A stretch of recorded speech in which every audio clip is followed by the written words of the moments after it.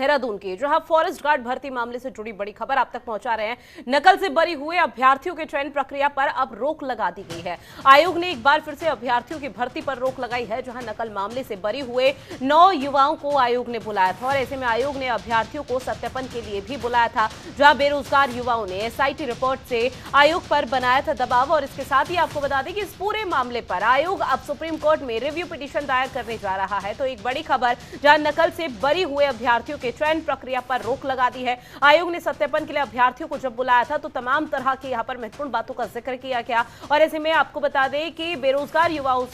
ने SIT report से आयोग पर दबाव बनाया था, जिसके बाद इस तरह का फैसला आयोग की तरफ से लिया गया है। और अब चूंकि यहां पर रिव्यू पिटीशन सुप्रीम कोर्ट में दायर की जाएगी तो उसको लेकर भी अब तमाम तरह की अब रिएक्शन सामने आने लगे हैं कि किस तरह से अब आने वाले मामला, जो भी ये पूरा मामला है भर्ती प्रक्रिया का, जिस पर पहले ही नकल से बरी हुए अभ्यर्थियों की चयन प्रक्रिया पर रोक लगा दी थी, इसमें किस तरह का एंगल अब सामने आता है।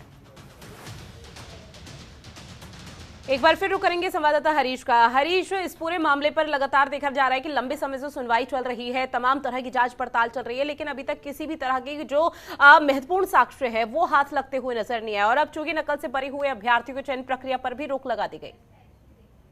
बिल्कुल देखिए, बिल्कुल आपने सही कहा कि जो फॉरेस्ट गार्ड भर्ती यहाँ पर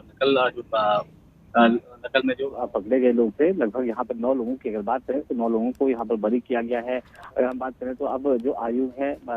आयोग की तरफ से यहाँ पर जो सत्यापन के लिए 9 के 9 जो लोग बरी हुए थे उनको सत्यापन के लिए बुलाया गया था और उसके बाद इनको अब कहीं न कहीं जो सुप्रीम कोर्ट जाने की यहाँ पर तैयारी की जा रही है। अगर हम बात करें तो जो रिव्यू पिटीशन है उसको लेकर के अब सुप्रीम कोर्ट में जाने की यहाँ पर तैयारी की जा रही है। किस तरह से, क्योंकि जिस तरह से मुख्यमंत्री पुष्कर सिंह धामी की अगर बात करें तो उन्होंने भी कहा कि जो भी भर्ती प्रक्रिया हो वो बिल्कुल साफ होनी चाहिए। और हम उत्तराखंड की अगर बात करें तो उत्तराखंड से आयुष चयन को ये पूरी प्रक्रिया दी गई थी और इसकी अगर बात करें तो तमाम जो भर्ती घोटाले भी समय पकड़े गए थे, उनको लेकर के भी निश्चित तौर पर सरकार अब नजर बनाए हुए है कि किसी भी हाल में अब जो आने वाली भर्तियां हो उसमें किसी तरह की धांधली न हो, किसी तरह की जो नकल हो वो ना हो। इसी को लेकर के अब जो यहाँ पे जो 9 लोग हैं उनको सत्यापन के लिए बुलाया गया है जी। लेकिन इस बीच चूंकि अब सुप्रीम कोर्ट में रिव्यू पिटीशन दायर की जाएगी तो उसको लेकर क्या कोई जानकारी कि कब तक ये मामला सुप्रीम कोर्ट तक पहुंचता हुआ नजर आएगा? क्योंकि इससे पहले भी हमने देखा था कि इस पूरे मामले पर कहा गया था कि सुप्रीम कोर्ट का दरवाजा खटखटाया जाएगा,